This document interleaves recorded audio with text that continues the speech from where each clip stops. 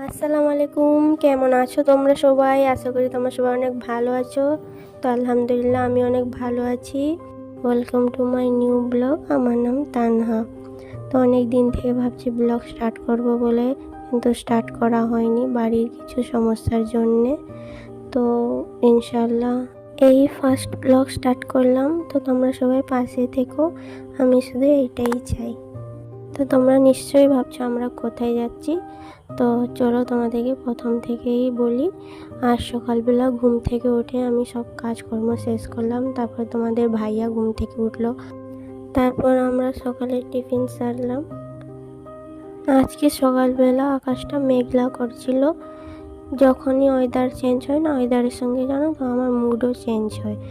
তো মেঘলা করেছিল, তাই জন্যে আমার মনটাও ভালো লাগছিল না, কেমন কেমন লাগছিলো। তারপর তোমাদের ভাইয়া জিজ্ঞাসা করলো যে তোমার মন খারাপ কেন?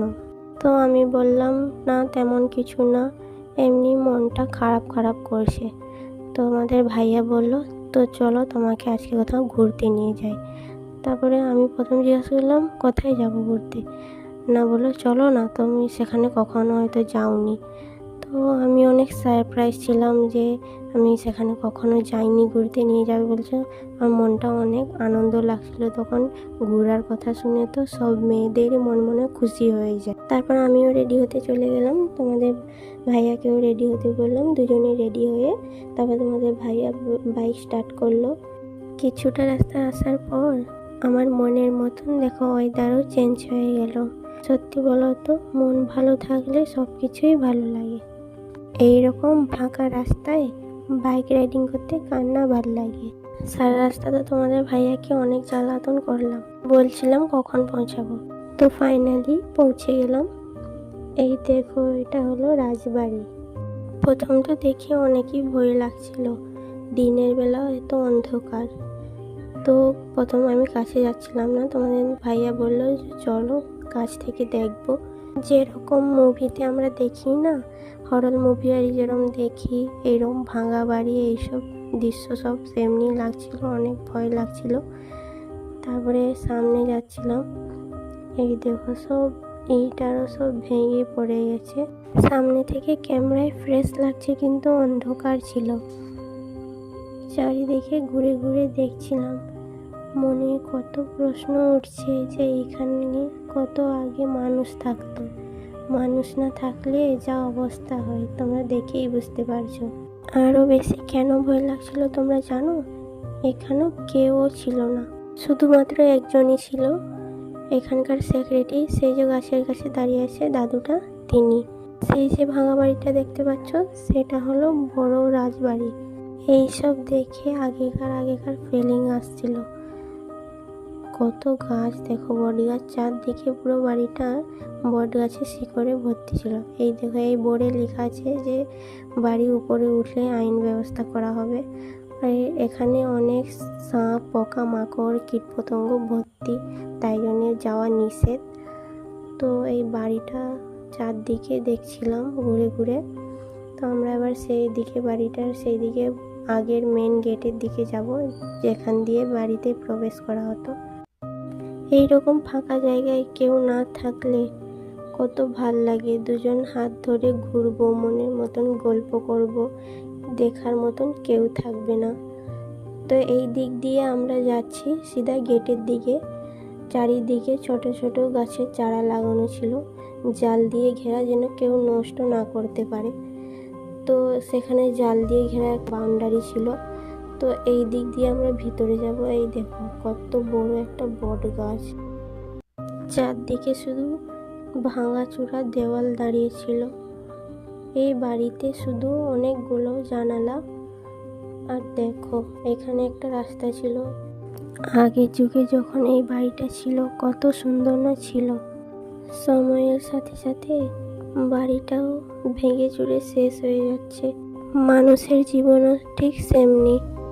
যখন যৌবনকাল থাকে, রূপ নিয়ে মানুষ কত অহংকার না করে। যত বয়স বাড়ে মানুষের শরীরে তত পরিবর্তন হয়।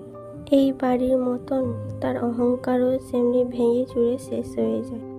যাই হোক, তো এটা হলো এখানকার পুকুর ঘাট। তো এই দেখো আগের দিকে কত বড় একটা পুকুর, রাউন্ড শেপ করা, কত সুন্দর লাগছে। এখানে অনেক সুন্দর সুন্দর প্রজাপতি উড়ছিল। ক্যামেরায় বোঝা যাচ্ছিল না, কিন্তু চোখে দেখলে অনেক সুন্দর লাগছিল এই দৃশ্য। সেই দিকে দেখো কত নানা রকমের ছবি আঁকা, সেখানে আগেরকারে সেই মেহেলের ছবি আঁকা আছে। সেই দেখো রাজবাড়িটার, তারই পাশে হয়তো সেটা জমিদারের ছবি ছিল। সত্যি এই পুকুরটা অনেক বড়।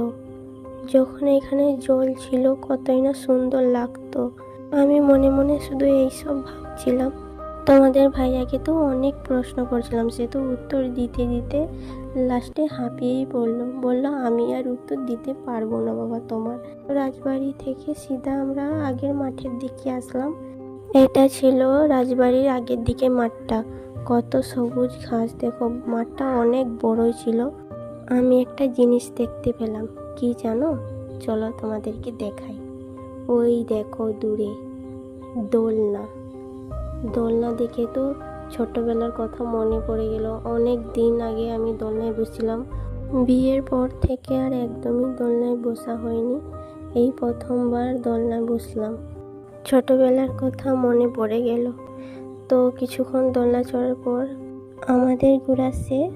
তো এবার আমরা বাড়ি যাব। এটা রাজবাড়ির আগের দিকে এই বোর্ডটা লাগানো ছিল, এটা রাজবাড়ির ইতিহাস।